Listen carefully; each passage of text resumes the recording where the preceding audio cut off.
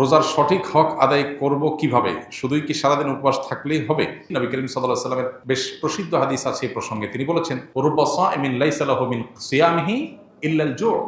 বহু রোজাদার আছে যাদের রোজা থেকে উপোস থাকা ছাড়া আর কিছু হয় না। রোজা থেকে সিয়াম পালন করে তাদের প্রাপ্তি, তাদের ঝুলিতে, তাদের ভান্ডে থাকে শুধুমাত্র উপোস থাকা, এছাড়া আর কিছু তারা পায় না। কত দুর্ভাগ্যের কথা! কষ্ট করে রোজা রাখলাম, কিন্তু উপোস থাকাই হলো, আল্লাহর কাছে কোনো কিছু গেল না। এটা সবচাইতে হতভাগা মানুষদের কথা। এই জন্য রোজা যেন অর্থবহ হয়, সেটা যেন শুধু উপোস থাকা না হয়। সিয়াম যেন আল্লাহর কাছে আমাকে প্রিয় পাত্র করে দেয়, সিয়াম যেন আমাকে জান্নাতের উপযুক্ত করে দেয়, রাইয়ান দিয়ে জান্নাতে প্রবেশ করার উপযুক্ত করে। সেজন্য সিয়াম রেখে আমাদেরকে তাকওয়া চর্চা করতে হবে। নবী করিম সাল্লাল্লাহু আলাইহি ওয়াসাল্লামের আরেকটা হাদিস আছে, তিনি বলেছেন, মাল্লাম ইয়াদা কাওলা যুরি ওয়াল আমাল বিহি ওয়াল জাহল ফালাইসা লিল্লাহি হাজাহ আন ইয়াদা তা'আমাহু ওয়া শারাবাহু। যে ব্যক্তি রোজা রেখে অনর্থক অহেতুক কাজ কাম ছাড়লো না, এই যে মোবাইল টিপাটিপি, ফেসবুক, ইউটিউবে অহেতুক সময় নষ্ট করা করি, এগুলো যে ছাড়লো না, যে ব্যক্তি মিথ্যা কথা বলা ছাড়লো না, মিথ্যা কাজ ছাড়লো না, আবার রোজা রাখলো, এই ব্যক্তির এই উপোস থাকায় আল্লাহর কোনো ঠেকা পড়ে নাই। এই জন্য রোজা রেখে কোনো প্রকার গুনাহ না করা, বিশেষ করে চোখের গুনাহ, মুখের গুনাহ এবং সময় নষ্ট না করা, মিথ্যা, প্রতারণা,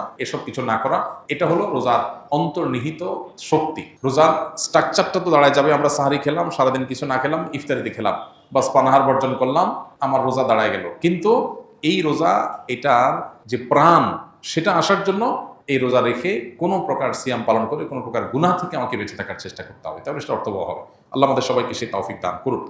এই চ্যালেঞ্জটাতে আল্লাহ তাআলা আমাদের সবাইকে বিজয়ী হওয়ার তৌফিক দান করুন। ব্যবসার ক্ষেত্রে কোন কোন দিকগুলো মেনে চললে আখিরাতেও তার ফলাফল পাবো? রাসূল করিম সাল্লাল্লাহু আলাইহি ওয়াসাল্লামের সাথে রাসূল করিম সাল্লাল্লাহু আলাইহি ওয়াসাল্লাম এবং সাহাবীদের ব্যবসার বৈশিষ্ট্য কেমন ছিল? বিশেষ দ্রষ্টব্য, ইন্টার দ্বিতীয় বর্ষের ব্যবসায় শিক্ষা বিভাগের ছাত্র আমি, পরিকল্পনা উদ্যোক্তা হওয়া। যারা তরুণ আছেন, মাশাআল্লাহ, উদ্যোক্তা হওয়ার প্ল্যান করছেন, তারা খুবই সাধুবাদ পাওয়ার মতো একটা কাজ করছেন। উদ্যোক্তা হওয়ার পরিকল্পনা করেন। ইহুদিরা উদ্যোক্তা, সবাই, তারা গোটা দুনিয়া কন্ট্রোল করছে। পৃথিবী পলিটিশিয়ানরা কন্ট্রোল করে না, পৃথিবী এন্টারপ্রেনাররা কন্ট্রোল করে। পৃথিবীর রাজনীতিবিদদের হাতে নাই, পৃথিবী যতটা হাতে আছে কাদের? উদ্যোক্তাদের, ব্যবসায়ীদের। এই জন্য মুসলমান তরুণ ব্যবসা করবার, উদ্যোক্তা হয়ে ওঠার মানসিকতা লালন করতে হবে। ব্যবসা অবশ্য এক জিনিস, উদ্যোক্তা আরেক জিনিস। সৃষ্টিশীল কোনো কাজ, কোনো সম্ভাবনার নতুন দুয়ার খোলা, কোনো সংকট দূর করার কোনো উদ্যোগ গ্রহণ করা, এটাই তো উদ্যোক্তা হওয়া। অতএব এটা প্রশংসনীয়, কিন্তু উদ্যোক্তা হতে গেলে এই পথটা মসৃণ না। ধরা খাওয়ার আশঙ্কা থাকে, লুজার হওয়ার আশঙ্কা থাকে, চাপ তৈরি হয়। আর বিশেষ করে আমাদের মতো দুর্নীতি এবং অনিয়মে ভরা সমাজে যদি কেউ উদ্যোক্তা হতে চায়, সে সৎ পথে উদ্যোক্তা হওয়া তার জন্য কঠিন। একই কাজ অন্যরা করবে 2 নম্বর পথে, সেটা তাদের জন্য অনেক ইজি হবে। আপনি করবেন সঠিক পথে, আপনার জন্য কঠিন হবে। এগুলো মাথায় রাখতে হবে। এই জন্য ট্রেনিং এর কোনো বিকল্প নেই। আপনি এন্টারপ্রেনারশিপের জন্য ভালো ভালো ট্রেনিং আছে, সেগুলো আপনাকে করতে হবে, প্রশিক্ষণ নিতে হবে, শিখতে হবে, অভিজ্ঞতাদের কাছে যেতে হবে। আমরা আসুনা ফাউন্ডেশন থেকে একবার, সম্ভবত 2022 সালে বা 21 সালে, আমরা উদ্যোক্তা সম্মাননা করেছিলাম। সারা দেশ থেকে অনেকগুলো উদ্যোগকে বেছে নিয়ে যারা দিন পালন করে আবার উদ্যোক্তা হয়ে ওঠার চেষ্টা করছেন, তাদেরকে আমরা অ্যাওয়ার্ড দিয়েছিলাম। আলহামদুলিল্লাহ, আরো অনেকে এটা নিয়ে কাজ করছেন। অতএব যারা এগুলো নিয়ে কাজ করছেন, তাদের সাথে লিঙ্ক হয়ে, তাদের সাথে যোগাযোগ করে, বুঝে শুনে তারপরে পা ফেলেন। উদ্যোক্তা হতে গিয়ে ধরা খেয়ে এরপরে পিছনে আসবেন না। একটাই জিনিস, আমানতদারিতা এবং সততার সাথে ব্যবসা করা। আত-তাজিরুস সাদুক মা'আন নাবিয়্যিন ওয়াস সিদ্দিকিন ওয়াস শুহাদা। যে সমস্ত ব্যবসায়ীরা ব্যবসা করতে গিয়ে সততা এবং আমানতদারিতা, এই দুটো জিনিস মেনটেন করে, আমার দ্বারা কারোর হক নষ্ট হবে না, এটা লক্ষ্য করে যদি কেউ ব্যবসা করে, ইনশাআল্লাহ বিদিনিল্লাহ, সত্য কথা বলে ব্যবসা করে, প্রতারণা না করে, চিটারি বাটপারি না করে, তাহলে সে নবীদের সাথে কিয়ামতের ময়দানে উঠবে ইনশাআল্লাহ। সাহাবা ইকরাম এবং নবী সাল্লাল্লাহু আলাইহি ওয়াসাল্লামের ব্যবসার মূল বিষয় ছিল এটা, সততা এবং আমানতদারিতা। সত্যবাদিতা এবং আমানতদারিতা, এটা হারিয়ে গেছে। এটা করতে গেলে হয়তো অনেক পয়সা হবে না, কিন্তু আপনার ব্যবসাটা ইনশাআল্লাহ বিদিনিল্লাহ দুনিয়া এবং আখিরাতের নাজাতের কারণ হবে, বারাকাল্লাহের কারণ হবে ইনশাআল্লাহ। বাবা তার একমাত্র কন্যাকে জীবদ্দশায় সব সম্পদ লিখে দিতে চাইলে ইসলাম শরীয়তের দৃষ্টিকোণ থেকে কোনো বিধিনিষেধ আছে কিনা? খুবই গুরুত্বপূর্ণ একটি প্রশ্ন।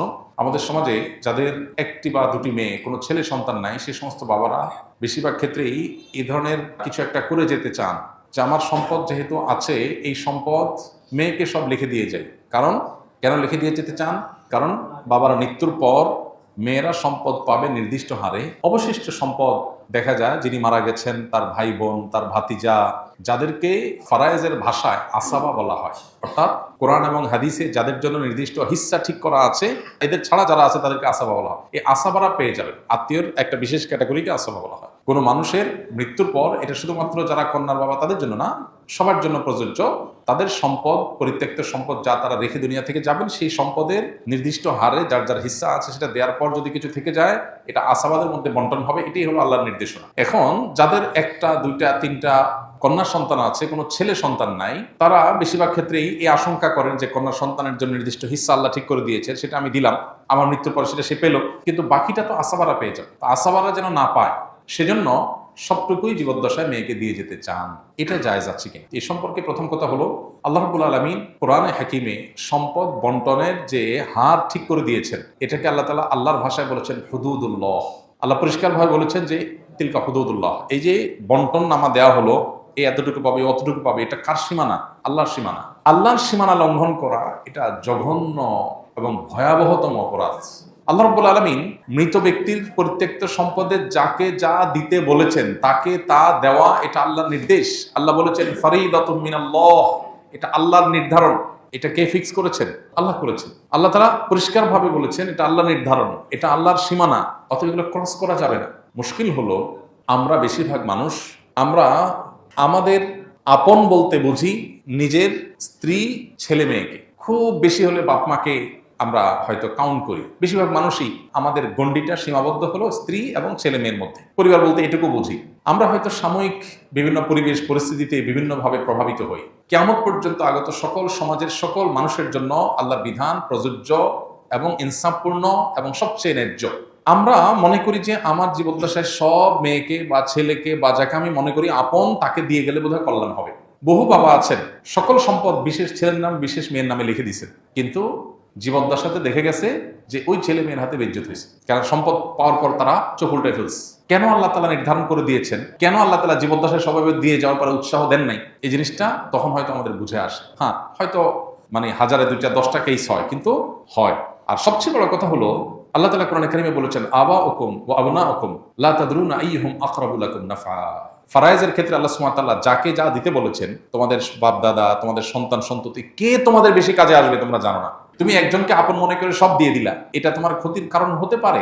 আল্লাহ যাকে যা দিতে বলেছে তাকে তা দাও, তোমার বুঝে না আসলেও দাও, তোমার মনে না চাইলেও দাও, এতে তুমি আল্লাহর কাছে রিওয়ার্ড পাবে।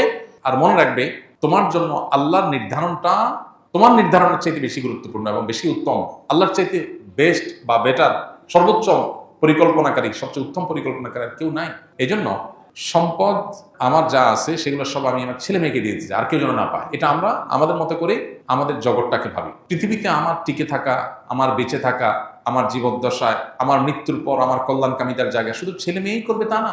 এরকম বহু মানুষ আছে যে তারা ছেলে মেয়ে না, দেখা যায় জামাই অনেক কদর করে। অনেকে আছে ছেলেকে সব দিয়ে যায়, মেয়েদেরকে দিতে চায় না, পরের বাসায় চলে যাবে। এই জন্য দেখা যায় যে শেষ পর্যন্ত জামাই এবং মেয়ে তারাই তার সবচেয়ে বেশি কেয়ার করে। অহরহ এই ধরনের কেস আপনি খুঁজে পাবেন প্রিয় ভাইরা আমার। এই জন্য আমাদের গণ্ডিটা শুধুমাত্র আমাদের সন্তানদের মধ্যে সীমাবদ্ধ, এটা আমাদের দৃষ্টিভঙ্গির সংকীর্ণতার কারণে হয়। ইসলাম আমাদেরকে এত সংকীর্ণ জীবন দেখতে বলেনি। আমরা বেঁচে থাকার জন্য শুধু আমাদের সন্তান ছেলে মেয়ে যথেষ্ট না, একটা সমাজের অনেক মানুষের প্রতি আমাদের দায় আছে, অনেক মানুষের অবদান আছে, প্রত্যক্ষ পরোক্ষ বিভিন্নভাবে। এই জন্য আমার সকল সম্পদ শুধু আমার ছেলে মেয়েই পাবে আর কেউ পাবে না, এটা অতি স্বার্থপরতার চিন্তার জায়গা থেকে হয়। আর মনে রাখা দরকার, সন্তানকে সম্পদ দিয়ে গিয়ে ধনী বানানো যায় না।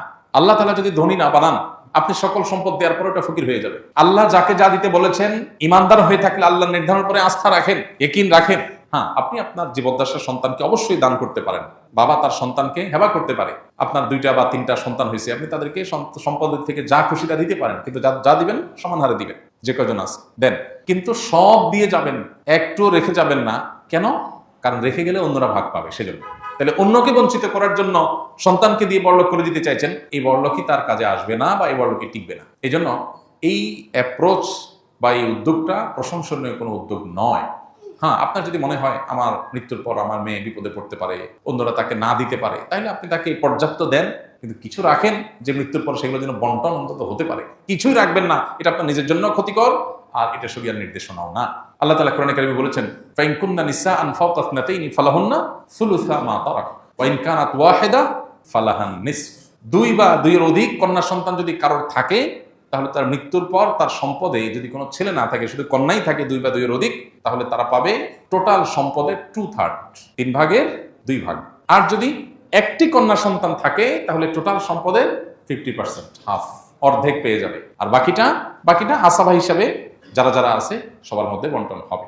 অতএব আপনার যদি মনে হয় যে না, জীবদ্দশায় আমার বেশ কিছু দিয়ে যাওয়া উচিত, তার তেমন কিছু নাই, আপনি দেন, কিন্তু কিছু রাখেন অন্তত বন্টনের জন্য। অন্যদেরকে বঞ্চিত করে ফেলে সন্তানকে ধনী বানানোর চিন্তা প্রশংসনীয় চিন্তা নয়।